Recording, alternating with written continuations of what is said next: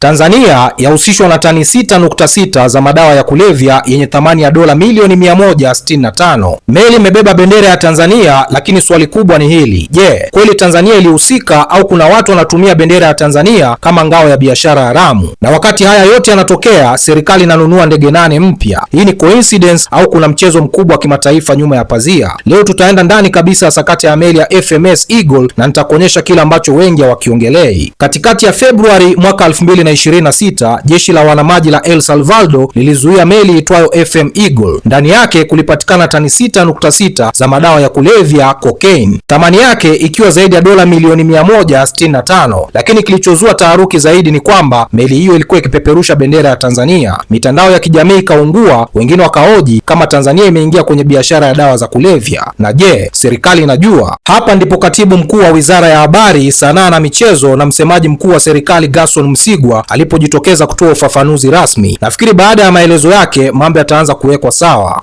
Ni kweli tumepokea hii taarifa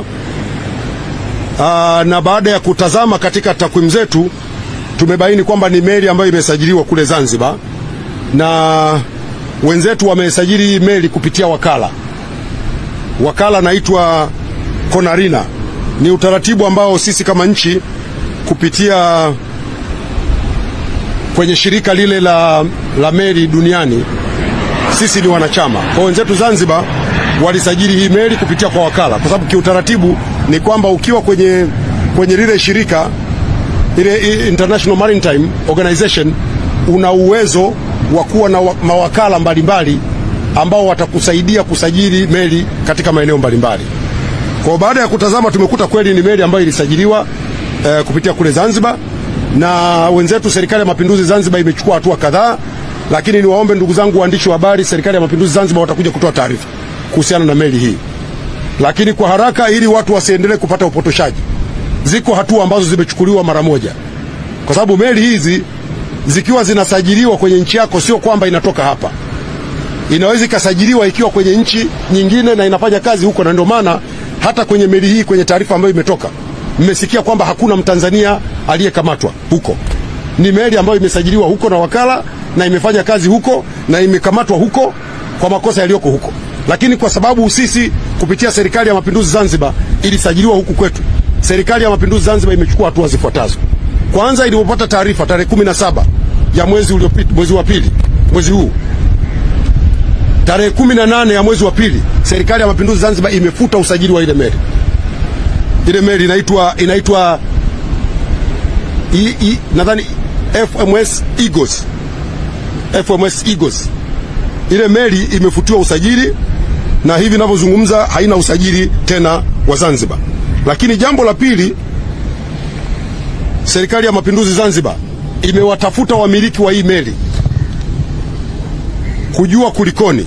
Sasa kama unavyojua watu yamewakuta mambo, ushirikiano haujawa mzuri sana, nafikiri mnanielewa, na ndio maana imetoa hiyo hatua ya kwanza ya kufuta usajili wake. Lakini pili, imeipiga fine ile kampuni kwa mujibu wa taratibu za IMO, imeipiga fine ya dola 20,000. Jambo la tatu, inaendelea kufanya mawasiliano kupitia wizara yetu ya mambo ya nje ili kuondokana na utambuzi wowote wa meli hii kimataifa. Lakini zaidi ya hapo, wanaendelea kufanya tathmini ya mawakala wote ambao wameingia nao mkataba wa kusajili meli. Na hii ndio sehemu muhimu ambayo wengi hawajazungumzia kwa kina, ya kwamba moja, meli hiyo haikuwa inamilikiwa na Watanzania; pili, haikuwa inaendeshwa na Watanzania; tatu, ilikuwa imesajiliwa kupitia Zanzibar Maritime Authority kupitia wakala wa kimataifa aitwaye Konarina. Hii inaitwa flag convenience. Nchi nyingi duniani uruhusu wamiliki wa meli wa nje kusajili meli zao chini ya bendera yao kwa sababu ya kiutawala au kodi, lakini tatizo inakuja pale wahalifu wanapotumia mfumo huo kama ngao. Kwa ufupi, bendera ilikuwa ya Tanzania, lakini operation Aviation haikuwa ya Tanzania. Sasa hatua za haraka ambazo serikali ilichukua ni kwamba: moja, meli ilifutwa usajili Februari 18 mwaka 2026. Pili, kampuni ilitozwa faini ya dola 20,000. Tatu, watu 10 waliokamatwa wote ni raia wa Colombia, Nicaragua, Panama na Ecuador. Hakuna Mtanzania aliyekamatwa. Hii inaonyesha nini? Damage control ya haraka. Hapa ndipo tunakuja kwenye swali kubwa. Kwa nini wahalifu watumie bendera ya Tanzania? Je, ni kwa sababu mfumo wa usajili wa wazi ulikuwa na mianya, au Tanzania imeanza kuwa player mkubwa kwenye logistics za kimataifa? Na kumbuka, hii sio mara ya kwanza. Mwaka 2018 pia kulikuwa na kesi kama hizi. Ila wakati haya yote yanaendelea, serikali inaendelea kuwekeza kwenye ununuzi wa ndege 8 mpya. Swali linakuja, je, Tanzania inajijenga kimkakati kama hub ya anga na bahari Afrika Mashariki? Na kama ndiyo, je, wahalifu wanajaribu kutumia jina la Tanzania kwa sababu linaongezeka uzito kimataifa? Serikali imeendelea kuwekeza katika ununuzi wa ndege mpya ili kuboresha karakana, ili kuboresha shirika letu la ndege, lakini pia tunafanya kazi ya kuboresha karakana zetu, kuimarisha mazingira ya kazi na kutekeleza mikakati yetu mbalimbali ya kuongeza ubora na huduma zinazotolewa katika viwanja vyetu. Moja ya jitihada kubwa ambazo tunazifanya, ndugu zangu waandishi wa habari, ni kununua ndege zaidi ili tuimarishe shirika letu la ndege. Na mimi niko hapa kuhakikishia kwamba kwenye lengo hili tumepata mafanikio makubwa. Shirika letu la ndege ATCL, hivi ninavyozungumza nanyi, limeanza kutajwa kama moja ya mashirika yenye nguvu barani Afrika kutokana na mtandao wake wa kutoa huduma. Hivi ninavyozungumza nanyi, shirika letu la ndege linatua katika jumla ya vituo 33 vya ndani ya nchi na nje ya nchi. Tuna vituo 16 ndani ya nchi, yani hapa Tanzania, na tuna vituo 17 nje ya nchi, tukitumia ndege ambazo serikali imenunua na zimekabidhiwa kwa shirika letu la ndege la ATCL. Shirika letu linafanya vizuri sana. Ninavyozungumza nanyi, tayari kupitia ATCL shirika letu hili tuna ndege 16. Na ningeomba niwakumbushe Watanzania, manake wakati mwingine watu wanasahau. Tunazo ndege 4 za masafa marefu ambazo zinakwenda maeneo ya mbali: Mumbai, Johannesburg, Accra, Ghana, kama mmesikia karibuni, zinakwenda huko. Tunazo ndege hizo 4 aina ya Boeing 787-8 Dreamliner 3, na tuna Boeing 767-300F1 ya mizigo, na zinafanya kazi nzuri sana.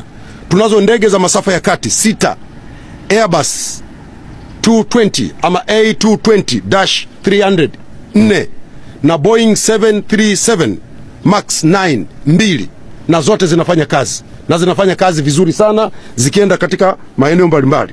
Lakini pia tunazo ndege za masafa mafupi Bombardier -8 Q400 5, na ile ya zamani ile ambayo tulikuwa nayo tangu miaka ya nyuma Q300 1. Kwa jumla ziko 16, zinaendelea kufanya kazi nzuri. Kama nilivyosema, tunatua katika vituo 33, tunatua Johannesburg, tunatua Mtwara, Iringa, lakini pia tunataka kuanzisha safari Pemba, Lagos, Kinshasa, Victoria Falls, Cape Town na Accra, Ghana. Upanuzi huu umeimarisha uunganishwaji wa Tanzania na masoko ya kikanda na kimataifa, umeongeza uhakika wa safari za anga, kukuza utalii wa ndani na nje, pamoja na kuongeza fursa za biashara na mapato ya kigeni. Kwa katika kipindi cha miaka 5 hii ijayo, pia tutaendelea kufanya kazi hii kubwa ya kuongeza idadi ya ndege katika shirika letu la ndege ATCL. Wote mmesikia katika ilani ya uchaguzi imetajwa tutanunua ndege 8, lakini leo niko hapa kuambia kwamba mwaka huu 2026 serikali itanunua ndege 4 aina ya Bombardier Q400 kwa ajili ya kuimarisha mtandao wetu wa huduma za ndege za kampuni ya ATCL. Lengo letu ni kwamba shirika letu hili liwe kichocheo muhimu cha utalii, biashara na uwekezaji kwenye nchi yetu. Duniani watalii kabla hawajafanya uamuzi wa kwenda kufanya utalii kwenye nchi, wanaangalia kwanza uhakika wa usafiri. Na ndio maana serikali, Mheshimiwa Rais Dr. Samia Suluhu Hassan akaona umuhimu wa kutia nguvu zaidi. Tutanunua ndege 8, tufanye sasa jumla ya ndege zetu kufika 24 kupitia ATCL, lakini pia tutaongeza zaidi Bombardier ili tuongeze vituo vingi zaidi vya ndani ya nchi. Hii story sio tu dawa za kulevya, ni story ya national branding, image ya nchi kimataifa, mfumo wa maritime regulation na vita ya kimataifa dhidi ya trafficking. Na labda hii ni wake up call kwa Watanzania waamke kwenye usingizi na waanze kubana zaidi mfumo wa usajili wa wazi, yani open registry. Sasa nataka nisikie kutoka kwako wewe mtazamaji wangu. Je, unaamini hii ni loophole ya kawaida ya kimataifa au kuna kitu kikubwa zaidi hatuambiwi? Je, Tanzania inapaswa kufunga kabisa mfumo wa usajili wa wazi au huu ni mfumo wa kawaida duniani? Niachie maoni yako kwenye comment section. Bwana, mimi naitwa Rich Mizuka, sauti ya vijana wa Afrika Mashariki. Namba 1 ni mimi, namba 2 ni mimi, namba 3 ni mimi, 4 na 5 na waachia nyinyi hapo. Bwana, tukutane kwenye video ijayo.